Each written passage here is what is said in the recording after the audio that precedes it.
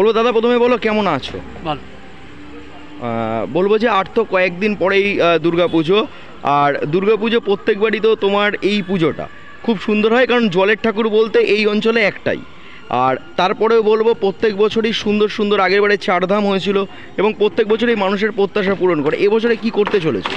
এবার আমরা রাজস্থানের যোধপুরে, এটা হচ্ছে মারোয়ার তাজমহল, এটা যশবন্ত সিং উড়ে গেছিলেন, তার আমলই এটা তৈরি হয়েছিল।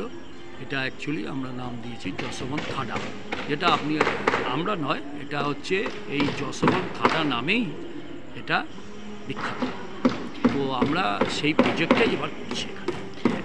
তো প্রত্যেকবারই তো মানুষের একটা ভিড় উপচে পড়ে, কি মনে হচ্ছে এবারও মানুষের প্রত্যাশা পূরণ হবে কি? একদমই একদমই, এবার 75 বছর, তো এবারও মানুষের, গতবার তো আমরা প্রাইভেট সিকিউরিটি, পুলিশের সিকিউরিটি, আমাদের ক্লাবের মানে যারা ভলেন্টিয়ার তারাও পারেনি ওই মব সামলাতে, সঙ্গে এবারও একই জিনিস হবে আশা করি। কি বার্তা থাকবে সাধারণ মানুষের জন্য? সাধারণ মানুষের পুজো ভালো কাটুক, ভালো থাকুন, সুস্থ থাকুন। আমরা সবাই মায়ের কাছে এই প্রার্থনা করছি, মা যেন আমাদের সারা বছর ভালো রাখে। আর পুজোর স্পেশাল কিছু কি করছো, যেমন ধরো ভোগ বা অষ্টমীর অঞ্জলি? সেটা আমাদের প্রত্যেক বছরই হয়, এখন আমরা ঠিক করিনি, প্রত্যেক বছরই হয়, তবে কোন দিন এবার করবো আমরা আশা করি নবমীর দিনই আমাদের করবো আর কি, টেন্টেটিভ। যারা দর্শক বন্ধু দেখছে তাদের কিভাবে আমন্ত্রণ করবে পুজোর জন্য? সবাইকে বলবো, আপনারা গতবার চারধামে যেরকম সাড়া পড়েছিল, আপনারা এসেছিলেন, এবারও এই যশবন্ত থাডা দেখতে আপনারা সকলেই আসবেন দূর দূরান্ত থেকে। আমাদের এখানে ব্যবস্থা আছে, জায়গা অনেক আছে, এবং আপনারা সুশৃঙ্খলভাবে আসবেন এই আশা করি, কারণ বরানগরে জলের ঠাকুর বলতে এটাই।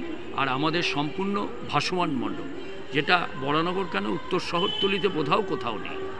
তো আমরা এই ভাসমান মণ্ডপ প্রত্যেক বছর করি। তো আশা করি মানুষকে আবারও তাদেরকে আমন্ত্রণ জানাচ্ছি যে আপনারা আসুন আমাদের এই যশবন্ত থাডা, এবারে আমাদের এই প্রজেক্ট আপনারা দেখুন।